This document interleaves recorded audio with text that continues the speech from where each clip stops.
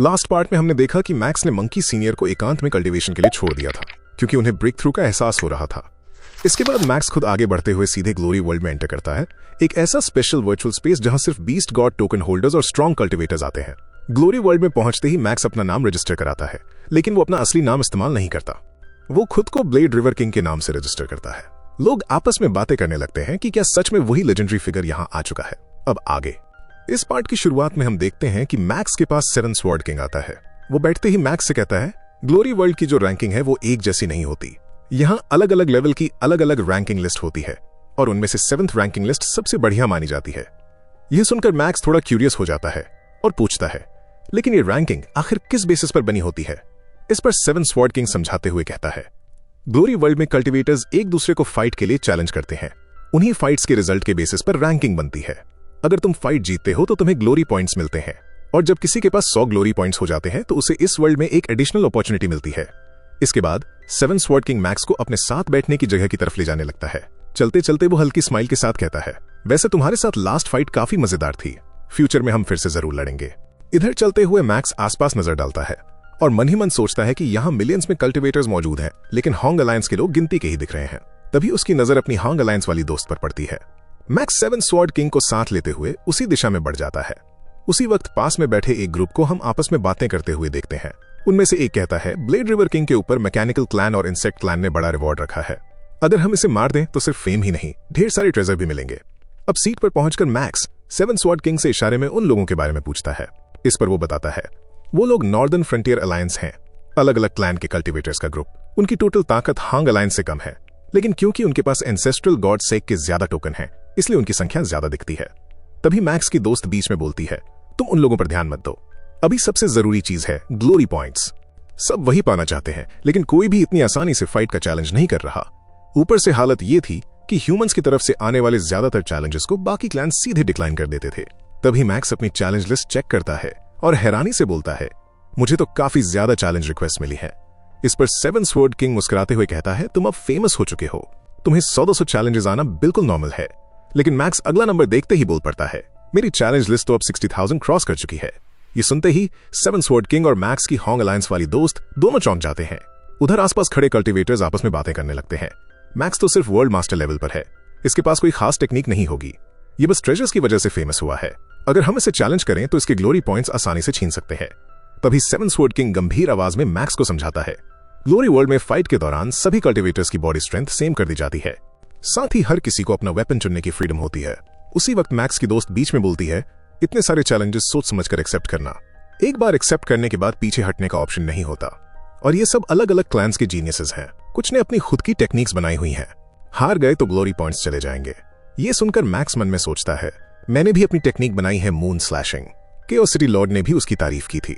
तभी आसपास के कल्टिवेटर्स ताने मारते हुए मैक्स को चैलेंजेस एक्सेप्ट करने के लिए उकसाने लगते हैं। इसी बीच मैक्स के चैलेंजेस की संख्या 1 लाख के पार चली जाती है और लगातार बढ़ती ही जा रही थी। भीड़ का प्रेशर बढ़ता जा रहा था। आखिरकार मैक्स सभी चैलेंजेस एक्सेप्ट कर लेता है। ये देखकर आइलैंड मास्टर हैरानी से बोल उठता है, इस आइलैंड पर ऐसा इंसिडेंट पहली बार हुआ है। आज तक किसी कल्टिवेटर ने 620,000 चैलेंजेस एक्सेप्ट नहीं किए। अब जैसे ही मैक्स एरिना में कदम रखता है, वो अपनी नई डिवाइन बॉडी को महसूस करता है और खुद से कहता है, ये बॉडी मेरी पुरानी बॉडी से 1 लाख गुना ज्यादा पावरफुल है।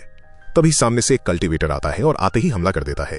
उसका अटैक इतना जोरदार था कि एक पूरे प्लेनेट को तबाह कर सकता था, लेकिन मैक्स कामली उस अटैक से बचता है, अपनी स्टार सील्स और ग्रेविटेशनल फोर्स का इस्तेमाल करता है और देखते ही देखते उस कल्टिवेटर को पूरी तरह क्रश करके हरा देता है।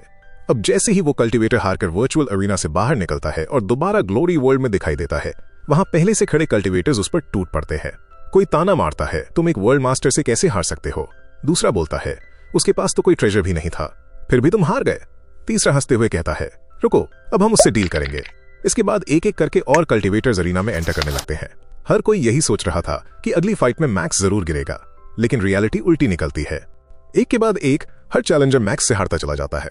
कोई स्वॉर्ड से हारा, कोई स्पीड में पिछड़ गया, तो कोई उसकी स्टार सील्स और कंट्रोल के आगे टिक ही नहीं पाया। और हर हार के साथ उनके ग्लोरी पॉइंट्स भी लूज हो रहे थे। कुछ ही समय में मैक्स 2682 फाइट्स जीत चुका था। अब ग्लोरी वर्ल्ड के अंदर ही कुछ कल्टिवेटर्स आपस में धीरे धीरे बात करने लगते हैं। इसका लेवल तो ज्यादा नहीं है, लेकिन इसने बिना किसी ट्रेजर के हमें हरा दिया। हमारे ग्लोरी पॉइंट्स ऐसे ही चले गए।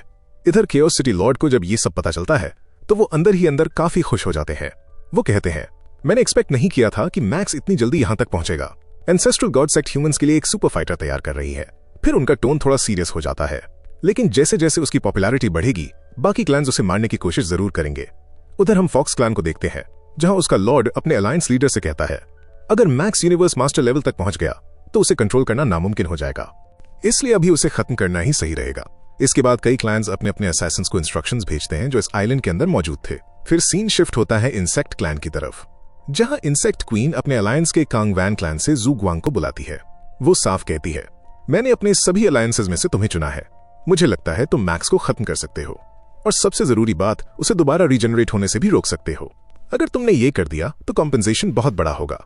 इधर दूसरी तरफ मैक्स ट्रेनिंग कर रहा था, तभी बबाता उसे बताती है अब तुम्हारे पास 600 ग्लोरी पॉइंट्स हो चुके हैं। ये बहुत बड़ी अचीवमेंट है। ये सुनकर मैक्स बिना कुछ कहे अपनी कल्टिवेशन के लिए आइलैंड पर बने अपने रेजिडेंस में चला जाता है। बाहर दूसरे क्लैंस के असैसिन्स पहले से ही उसका इंतजार कर रहे थे, उनमें जू ग्वांग भी शामिल था। धीरे धीरे समय गुजरता है, साल बीतते चले जाते हैं। मेडिटेशन के दौरान मैक्स मन ही मन सोचता है मैंने अपनी 620,000 बैटल्स के एक्सपीरियंस को कंबाइन कर लिया है और अपनी बीस्ट गॉड टेक्निक को लेवल 3 तक पहुंचा दिया है। अब वहां मैक्स को 300 साल बीत जाते हैं। लेकिन बाहर मैकेनिकल क्लैन और बाकी क्लैंस के लोग अब भी वहीं थे। सबकी निगाहें एक ही जगह टिकी थीं, मैक्स के बाहर निकलने पर।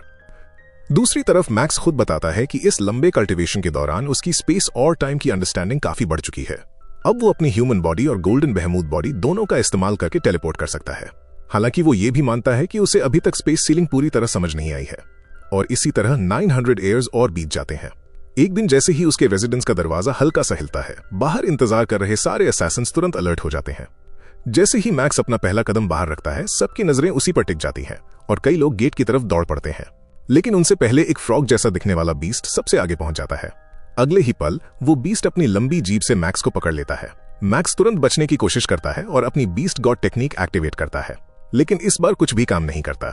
वो बीस्ट मैक्स को अपने मुंह में फंसाकर धीरे धीरे गलाने लगता है।